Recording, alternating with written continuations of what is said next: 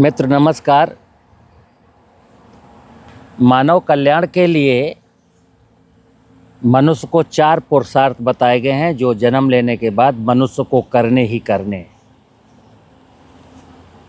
4 सूत्र हैं: धर्म, अर्थ, काम और मोक्ष। कहते हैं जिसने इन चारों विषयों को समझ लिया तो उसको मोक्ष मिल जाता है, यानी कि उसका जीवन सफल माना जाता है। इन 4 बातों में धर्म को और मोक्ष को, धर्म, अर्थ, काम, मोक्ष, आदमी ने धर्म को इग्नोर कर दिया। मोक्ष प्राप्ति का कोई उसकी चाहत नहीं है। 2 काम उसने बहुत बखूबी निभाए, अर्थ और काम। कैसे धन कमाया जाए और कैसे काम वासनाओं की पूर्ति की जाए। आज लगभग कुछ अपवादों को छोड़ दिया जाए तो सारा देश दुनिया अर्थ और काम में फंस कर रह गई है। जब हम अर्थ और काम में फंस जाते हैं, धर्म और मोक्ष का ख्याल नहीं रखते हैं, तो मेरे जीवन में नाना प्रकार के संकट, दुख, तकलीफ क्रिएट हो जाते हैं और मैं सुख, शांति, समृद्धि से दूर हो जाता हूँ। तो मेरा निवेदन है कि धर्म को धारण करें, धर्म को जानें, क्योंकि धर्म को जानने के बाद मोक्ष आपके बस में नहीं है। धर्म, अर्थ, काम का संतुलन अगर मेरे जीवन में है तो मुझे मोक्ष निश्चित मिलेगा। दूसरा एक कहा जाता है कि मनुष्य के कल्याण के 3 मार्ग हैं: ज्ञान, कर्म और भक्ति। अब ज्ञान क्या है, कर्म क्या है, भक्ति क्या है? क्योंकि सनातनी इंसान को सनातन की व्यवस्था में जो ज्ञान की परिभाषा है, जो कर्म की परिभाषा है, जो भक्ति की परिभाषा है, वो बहुत पीछे मैं छोड़ आया। आधुनिक युग में आधुनिक धर्म गुरुओं ने ज्ञान की, कर्म की, भक्ति की नई परिभाषाएं गढ़ ली हैं। सनातनी व्यवस्था में ज्ञान की परिभाषा है कि हम सनातन को जानें। सनातन का मतलब है 5 महाभूत, भूमि, गगन, वायु, अग्नि, नीर और इनके द्वारा रची गई 84 लाख योनियों की माया। हमको संसार में इसके अलावा कुछ नहीं दिखता, और दिखने को तो सूरज दिखता है, चांद दिखते हैं, तारे दिखते हैं, आकाश दिखता है, लेकिन हम इनके लिए कुछ कर नहीं सकते। हम जिस घर में रहते हैं उसका नाम है धरती, और हमारा जीवन जिससे चलता है उसमें ऑक्सीजन है, पानी है, भोजन है और नाना प्रकार की वनस्पतियां हैं, जीव जंतु हैं। यही ज्ञान है। 5 महाभूत और 5 महाभूत के द्वारा निर्मित जो व्यवस्था है धरती पर, उस व्यवस्था की समग्र ज्ञान हमको प्राप्त होना चाहिए। धरती क्या है, पानी क्या है, हवा क्या है, आकाश क्या है, अग्नि क्या है, वनस्पतियाँ क्या हैं, जीव जंतु क्या हैं, जलचर क्या हैं, थलचर क्या हैं, नभचर क्या हैं, कीट पतंगे क्या हैं, और इन सब से मेरा क्या रिश्ता है। यानी सनातन के साथ मेरा जो रिश्ता है, इसका ज्ञान, इससे जो मेरा परिचय है वही ज्ञान कहलाता है। जब मैं जान गया वनस्पतियों से ये रिश्ता है, जीवों से ये रिश्ता है, जलचर से ये रिश्ता है, नभचर से ये रिश्ता है और मनुष्य से ये रिश्ता है, रिश्ता तो मेरा है, तो उस रिश्ते को निभाना। अगर वनस्पतियाँ मुझे ऑक्सीजन देती हैं, वनस्पतियाँ मुझे फल देती हैं, वनस्पतियों की वजह से बारिश होती है, मुझे खाद्यान्न, भोजन, 2 वक्त की रोटी का इंतजाम वनस्पतियाँ करती हैं, तो वनस्पतियों से मेरा रिश्ता है। और इन वनस्पतियों को ये उत्पादन देने के लिए बहुत सारे जीव जंतु अपना रोल प्ले करते हैं, तो उन जीव जंतुओं से मेरा एक रिश्ता है। उस रिश्ते को निभाने का नाम है कर्म मार्ग। तो सनातन को जानने का नाम है ज्ञान मार्ग। सनातन के साथ जो मुझे काम करना है, बिहेव करना है, उसका नाम है कर्म मार्ग। और जब मैं असहाय हो जाता हूँ तो 70 साल का हो गया, हाथ पांव चलना बंद हो गया, तो अब मैं काम नहीं कर सकता हूँ, तो अब भक्ति मार्ग यानी जिस व्यवस्था ने मुझको 70 साल पाला, उस व्यवस्था को धन्यवाद ज्ञापित करना, उसकी जय जयकार करना, ये भक्ति मार्ग है। एक शब्द और है मित्र, बोलो सत्य सनातन धर्म की जय। अब ना तो किसी को सत्य पता है, ना किसी को सनातन पता है, ना किसी को धर्म पता है। सत्य की, सनातन की, धर्म की परिभाषाएं भी बदल गईं। तो क्या हुआ कि ना कहीं सत्य है, ना कहीं सनातन है, ना कहीं धर्म है। अब मैं कहता हूं कि जो व्यक्ति भगवान शिव का उपासक है, प्रतिदिन शिवलिंग में जाकर के दूध चढ़ाता है, धतूरा चढ़ाता है और स्वयं अमृतपान करता है, दुनिया को विष परोसता है, तो उसको शिव की पूजा का कोई लाभ मिलने वाला नहीं है। जब आप स्वयं विष नहीं पी सकते, क्योंकि आप जिस भगवान की उपासना कर रहे हैं उस भगवान ने हलाहल पिया था, और आप दुनिया को विष परोसते हैं, खुद अमृतपान करने का प्रयास करते हैं, तो आप भगवान शिव की अनुकंपा आपको प्राप्त नहीं होगी। कुछ लोग कृष्ण की भक्ति में लीन हैं। आपको पता है, हस्तिनापुर के दरबार में जब द्रौपदी का चीर हरण हो रहा था, तो राजा धृतराष्ट्र थे, महाबली भीष्म पितामह थे, धनुर्धर कर्ण था और 2 धर्मगुरु थे। हस्तिनापुर के दरबार में भीष्म पितामह जैसा बहादुर, कर्ण जैसा धनुर्धर और 2 धर्मगुरु बैठे हैं। द्रौपदी का चीरहरण हो रहा है, लेकिन कोई बोल नहीं रहा है, कोई उस घटना को टालने का प्रयास नहीं कर रहा है। तो मित्र, उस समय श्री कृष्ण ही आए थे धर्म गुरु बन करके, सत्य और धर्म की स्थापना के लिए। द्रौपदी की लाज भी बचाई थी और धर्म का हनन करने वालों का वध भी किया था महाभारत में। तो कृष्ण का उपासक जो भी है, वो कृष्ण की झूठी भक्ति को त्याग दे। अगर कोई कृष्ण का उपासक धर्म और सत्य की स्थापना के लिए लड़ता है, जीता है, मरता है, तो उसको कृष्ण की उपासना नहीं करनी, कृष्ण का आशीर्वाद उसके साथ है।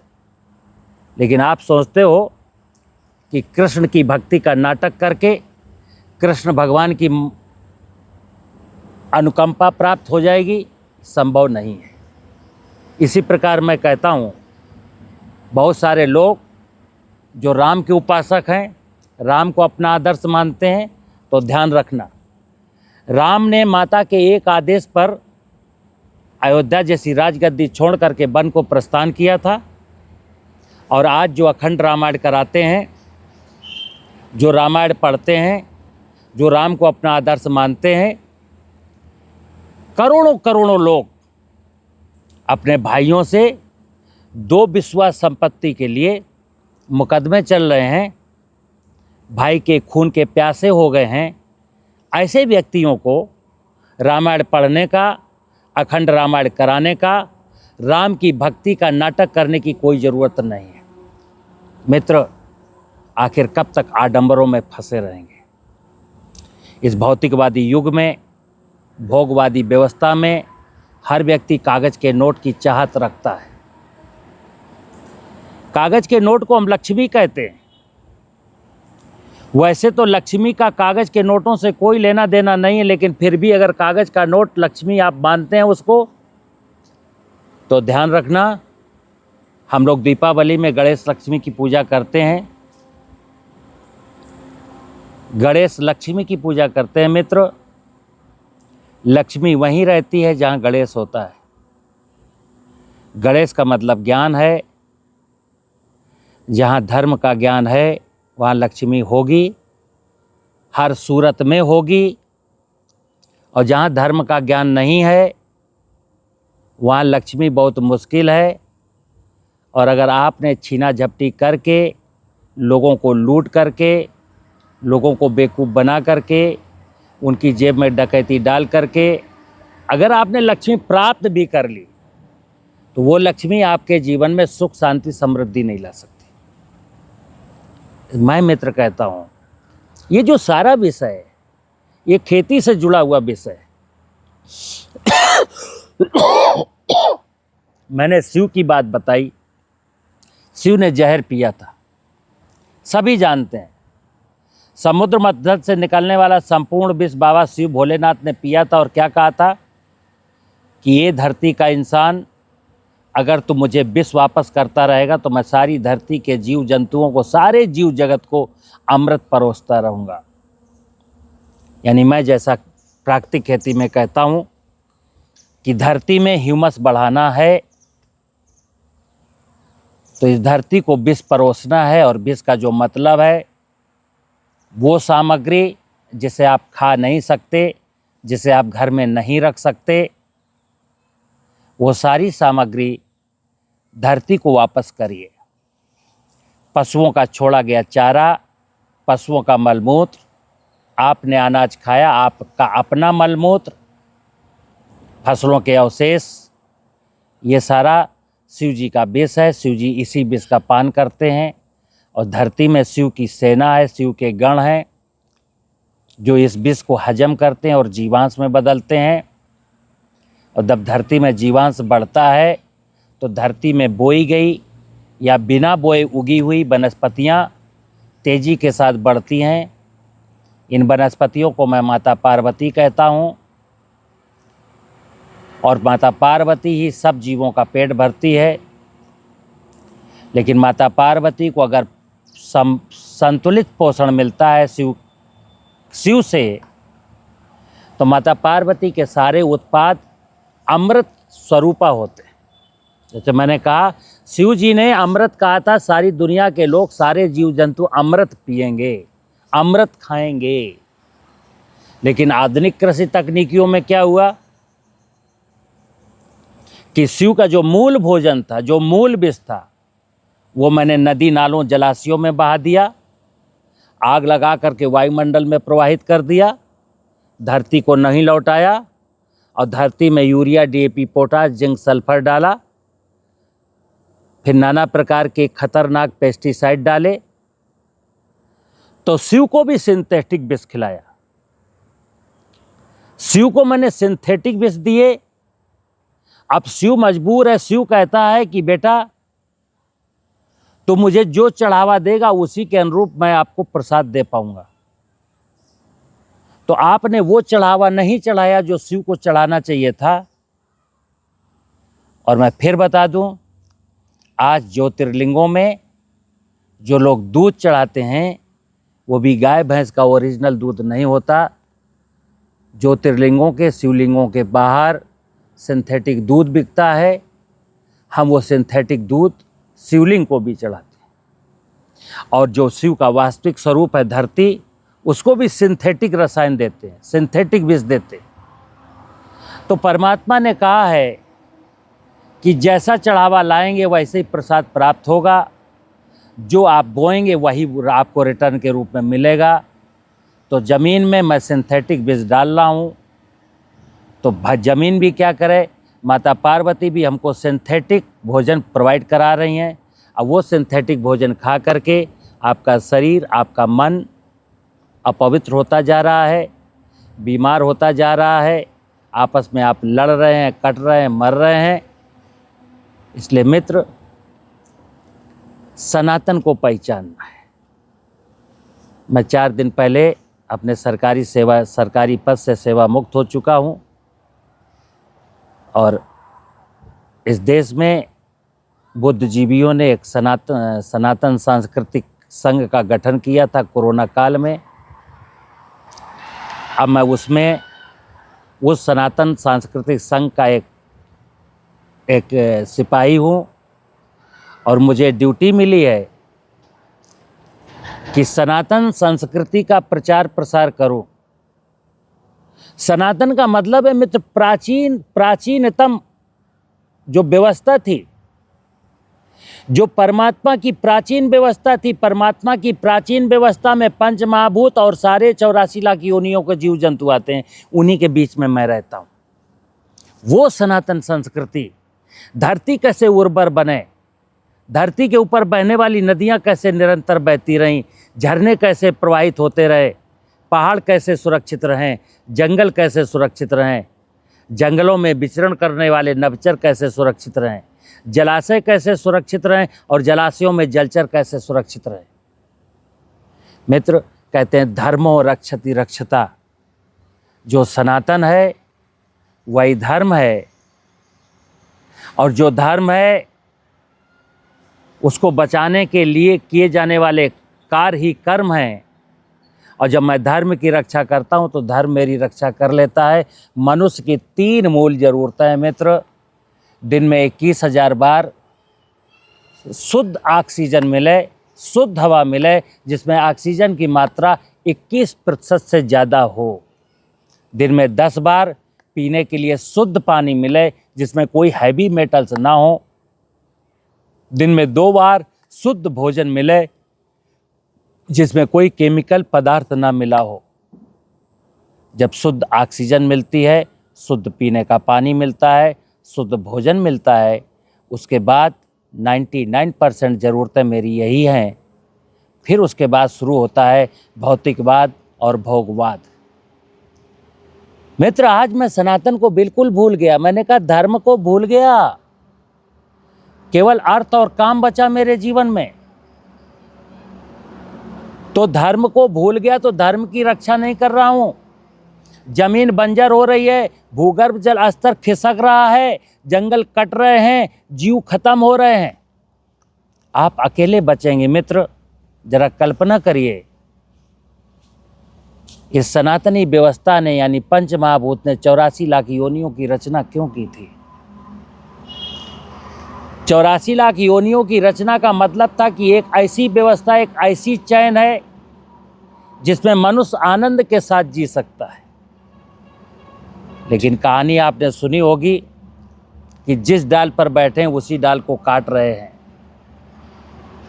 आज सारा का सारा इंसान कालिदास बन गया है।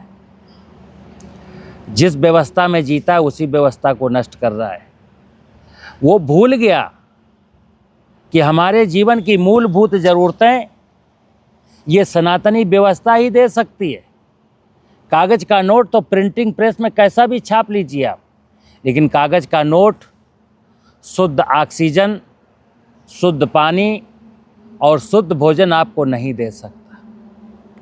तो शुद्ध भोजन, शुद्ध पानी, शुद्ध ऑक्सीजन के लिए हमको सनातनी व्यवस्था को अपनाना होगा, सनातन को बचाना होगा। मेरे साथ जुड़िए, सनातन के साथ चलिए। ये मेरा पीछे केंद्र का नाम लिखा है, कृषि दर्शन एवं आध्यात्मिक शिक्षा केंद्र। कृषि क्या है, दर्शन क्या है, आध्यात्म का क्या है, इन विषयों पर विस्तार से चर्चा करते रहेंगे आपके साथ। मेरे चाहने वाले मेरे चैनल को सब्सक्राइब करें। अगर मेरी बातें अच्छी लगती हों, हिंदुस्तान की सनातन संस्कृति को पुनर्जीवित करने की अभिलाषा रखते हों, तो मुझसे जुड़ें। और मेरे विचारों को आप सोशल मीडिया में प्रतिदिन कट पेस्ट करते हैं, चुटकुले करते हैं, रील करते हैं, ऐसी अनर्गल बातें आप पेस्ट करते हैं जो समाज को विकृत स्वरूप प्रदान कर रहे हैं। तो समाज में एक रचनात्मक बदलाव आए, इसके लिए आपकी भी ड्यूटी बनती है मित्र। हम जागेंगे, दूसरों को जगाएंगे। हम खुद अपनी खेती अच्छी करेंगे, दूसरों को बताएंगे। ताकि जान लीजिएगा, जब देश का 14 करोड़ किसान धरती माता की उर्वरता का सत्य जानेगा, धरती में ह्यूमस का सत्य जानेगा, धरती को आदि पिता शिव मानेगा, वनस्पतियों में आदि शक्ति माँ दुर्गा को देखेगा, तो निश्चित बदलाव आएगा और खूबसूरत बदलाव आएगा। एक ऐसा बदलाव जहाँ संपूर्ण मानव जाति को सुख शांति की अनुभूति हो और लोग आनंद में जी सकें। मुझे उम्मीद है आपको मेरी बात पसंद आई होगी। नमस्कार।